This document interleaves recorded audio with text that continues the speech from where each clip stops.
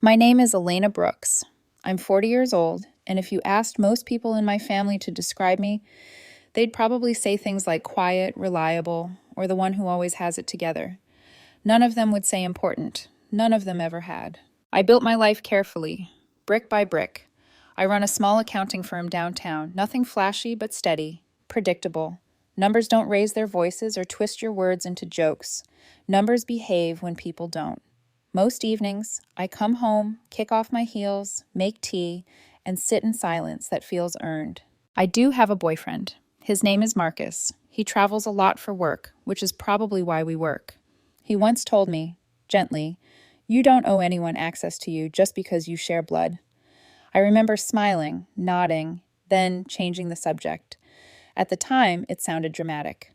Now I know it was prophetic. Family has always been complicated for me, especially my sister Marlene. Marlene is older than me by 6 years, strong, tired, fiercely protective in a way that borders on blinding.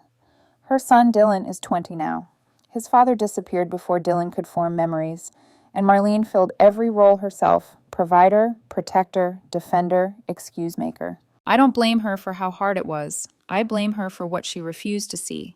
Dylan grew up loud. At first, it was charming. The funny kid, the one who filled silences. But somewhere along the way, humor became a weapon.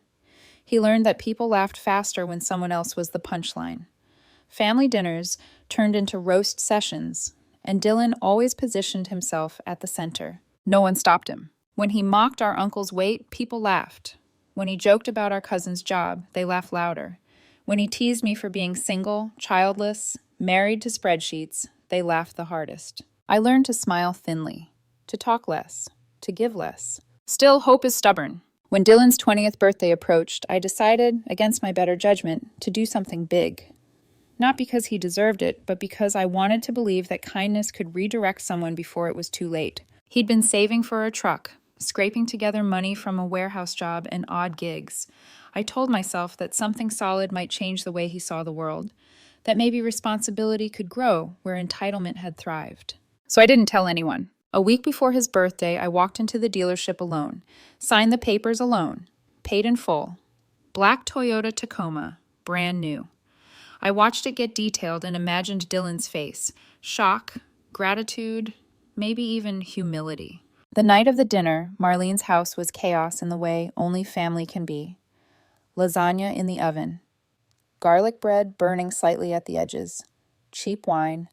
Balloons sagging against the ceiling.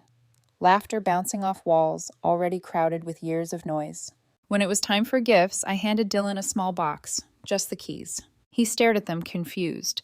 Then he bolted outside. Everyone followed. The truck sat down the block under the streetlight, gleaming like it didn't belong to us. Dylan froze. His face flickered. Shock, pride, disbelief. For a brief moment, I thought I saw something else too. Recognition, gratitude. We went back inside. That's when he grabbed his beer. He raised his glass and said loud and clear, "Guess my idiot aunt thought she could buy respect with money." Silence. Then laughter. Not awkward laughter, not nervous laughter, real laughter. Easy, comfortable. Uncles, cousins, even our grandmother chuckled. I felt something inside me shut off, not with heat, but with cold precision. I didn't say a word. I stood up, grabbed my coat, and walked out. No one followed. That night, I didn't cry. I didn't rage. I replayed the moment over and over, realizing something awful and undeniable. They didn't just tolerate his cruelty, they enjoyed it. At 6:13 a.m., my phone started buzzing. By 7:30, there were 65 missed calls. And when Marlene finally texted, "Where's the truck?" I already knew this was only the beginning. I didn't answer a single call. Not Dylan's, not my sister's, not the relatives who had laughed the night before and suddenly woke up with morals before breakfast. I let the phone vibrate itself into silence on the kitchen counter while I stood at the sink, watching steam rise from a mug of tea I wasn't really drinking. It wasn't anger that kept me still, it was clarity. Around 3:15 a.m., I finally stood up. The apartment was quiet in that deep, pre-dawn way that makes everything feel suspended. I pulled on a hoodie, slipped my shoes on without tying them properly, and drove back toward Marlene's neighborhood with my headlights off until I was a block away. The truck was still there, parked neatly in the driveway, untouched, like it was waiting for permission to matter. I sat in my car for a full minute before getting out, heart steady, hands calm in a way that surprised me. I slipped into the driver's seat, started the engine, and rolled away slowly, slow enough not to wake anyone, fast enough to feel like I was reclaiming something that had never truly been given. Back in my garage, I shut off the GPS tracker and silenced the app connected to Dylan's phone. Then I unplugged the battery and covered the truck with a tarp, sealing it away like evidence. If I didn't exist to him, then fine, I wouldn't exist. At 6:13 a.m., my phone buzzed. By 7:30, 65 missed calls stared back at me like accusations. The texts escalated quickly. "Where is it? You're insane. You had no right. You're pathetic." I didn't reply. At 9:02 a.m., tires screeched into my driveway. I looked out the window and saw Marlene's car parked crookedly, like it hadn't fully decided to stop. Dylan jumped out and slammed the door hard enough to make the side mirror shake. He didn't knock. He pounded. 5 minutes straight. I opened the door because I knew he wouldn't leave unless I did. He pushed past me like my space was a suggestion, not a boundary. "You're delusional," he snapped. "You think that truck was about me? It was about you trying to feel important." His voice was loud, sharp, performative, even now. "No partner, no kids, just spreadsheets and a cat. You needed someone to depend on you." I felt something tighten in my chest, but I didn't interrupt. Then he smiled, cruel, familiar. That sad Aunt Elena. The slap came before I could think. It wasn't hard. It wasn't dramatic. It was loud enough to end the moment. He staggered back, staring at me like the ground had shifted, not because it hurt, but because I'd done it at all. "Get out," I said. My voice didn't shake. "Now." He waited. For tears. For regret. For me to crumble. I didn't. He left without another word, slamming the door behind him. I stood there afterward, hands trembling, heart racing, but I didn't cry. I didn't feel weak. I felt finished. 20 minutes later, my phone rang. It was Marlene. Her voice sounded smaller than I'd ever heard it. "Was Dylan at your house?" "Yes." There was a pause, then she said quietly, "He crashed." He'd sped through a yellow light on wet pavement, lost control, hit a stop sign, and nearly clipped a parked car. Her sedan was wrecked. He walked away with bruises. It wasn't even his first crash. Later that afternoon, Marlene came over. She sat on my couch, purse clenched in her lap like it was the only thing holding her together. She didn't touch the tea I made. "I don't think he deserves it," she said finally. "I don't think he deserves anything right now." She stayed for nearly an hour. No excuses, no defending him. Just one sentence that landed heavier than all the rest. "I think I really messed this up." For the first time in years, I believed her. Dylan didn't come home after the crash. That alone should have told Marlene everything she needed to know. But habits don't break overnight, especially ones built on 20 years of fear and guilt. Instead of coming back shaken or grateful, Dylan disappeared, taking his bruises and his anger with him. He went to Aunt Valerie's. Everyone has an Aunt Valerie. The one who believes boundaries are a social construct and consequences are optional if someone's hurting inside.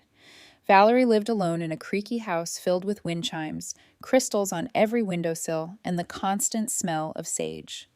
She used words like energy and alignment instead of responsibility. She welcomed Dylan without hesitation, cleared out the guest room, stocked the fridge with his favorite snacks, took a day off work to reset the space so he could heal properly. She even texted Marlene a heart emoji and said, "He just needs love right now." Marlene showed me the message and said nothing.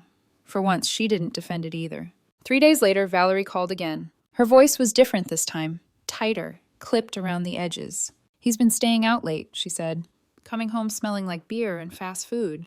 He blasts music at 2 in the morning like I'm not even here." She paused, clearly choosing her words carefully. When I asked him to help with groceries, he said he wasn't in the mood. That night, Valerie asked him to vacuum. "I'm not your kid," he snapped back. The final straw came 2 days later. Valerie's back pain had flared, and she asked Dylan if he could help with some yard work. He laughed. Actually laughed. Told her to hire someone. "I've never been spoken to like that in my own home," she said quietly over the phone. "Not even when I was a teacher." She gave him a week. Meanwhile, the truck sat in my garage under a tarp, the battery unplugged, like a sealed regret. I avoided looking at it, but sometimes I'd catch myself standing there, remembering the version of Dylan who used to hug me for no reason. The kid who once spent an entire afternoon helping me plant tomatoes without being asked. Marlene came by one afternoon and stood in the garage doorway, staring at the covered shape. "Take it back," she said finally. "Don't ever give him something that big again. He has to earn it at least once." Her voice didn't waver. I believed her. I called the dealership and arranged the return. I didn't argue about the fees. They felt like a small price for closure. I left the truck where it was until they could come get it. That night, Valerie showed up at my door looking shaken. "He left," she said. "Middle of the night. No note." Hours later, my phone rang. FaceTime. Dylan's face filled the screen, grinning, reckless. He was driving. My truck. "Guess you forgot about the spare key," he laughed, angling the camera so I could see the dashboard. My stomach dropped. I begged him to pull over, told him we could talk, told him this wasn't funny. He didn't listen. The screen went black with the sound of screeching tires. Minutes later, the call came. The truck was totaled. Dylan survived with minor injuries. At the hospital, he wouldn't look at me. Wouldn't look at Marlene either. Later, a nurse told her he'd whispered that I had taken everything from him. That's when I understood. He truly believed he was the victim. Dylan was discharged from the hospital the next day. He went back to Marlene's house for a few hours, long enough to shower, change clothes, and grab whatever still felt like it belonged to him. He didn't say thank you. He didn't apologize. He didn't even mention the truck. By mid-afternoon, he was gone again. For the first time, Marlene didn't chase him. She didn't call every cousin, didn't text Valerie, didn't ask me what to do. She sat at her kitchen table, staring at a cold cup of coffee, and let the silence sit where panic usually lived. When she told me this later, her voice sounded unfamiliar, steady in a way it had never been before. "I didn't go after him," she said quietly. "I just stayed." Days passed. Then a photo appeared in the family group chat. Dylan sprawled across a friend's couch, holding up a peace sign, smirking like the last few weeks had all been one big joke. Someone reacted with a laughing emoji. No one else responded. 2 weeks later, that friend kicked him out after another outburst. The pattern repeated faster now. Less patience, shorter stays. Each bridge burned quicker than the last. Marlene called me one night, her voice low, stripped of panic and performance. "He's run out of places to go," she said. She didn't ask me to help him. She didn't ask me to take him in. She didn't even ask if I felt bad. That was how I knew something had truly changed. 3 days later, Dylan showed up at my office. Not yelling, not joking. He looked smaller, slower, like gravity had finally caught up with him. His clothes were wrinkled, his eyes tired in a way that sleep couldn't fix. "Can we talk?" he asked. I led him into my office and closed the door. He didn't sit right away, just stood there, hands shoved into his pockets like he wasn't sure he deserved the chair. "I started therapy," he said finally. "Free clinic. It's not easy." I didn't respond. "They told me I don't get to decide how my actions affect people," he continued. "I thought I did. I thought if I was hurting, that made it okay." His voice cracked, not theatrically, just enough to be human. "I want to pay you back," he said. "For the truck. I got a job at a garage. It's not much, but I'll send what I can." He wasn't asking for forgiveness. He wasn't asking for another chance. He was asking for accountability. "I'm not rescuing you," I said carefully, "and I'm not punishing you either." He nodded, like he'd expected that. After he left, I sat alone in my office longer than usual. I thought about Marcus, how he'd warned me gently, years ago, about access and boundaries, about how love without limits becomes permission, not care. Dylan went to Marlene next. She didn't hug him. She didn't cry. She listened. Then she said, "Wanting to change isn't the same as changing." He accepted that too. Over the months that followed, he stayed steady. Therapy continued. He sent screenshots of pay stubs without being asked. Small payments arrived with no commentary attached. He moved into a tiny room above the garage and handled his own life, rent, food, consequences. He still made mistakes, but this time he owned them instead of blaming the world. Marlene and I had space again, real space. We talked about things that weren't Dylan.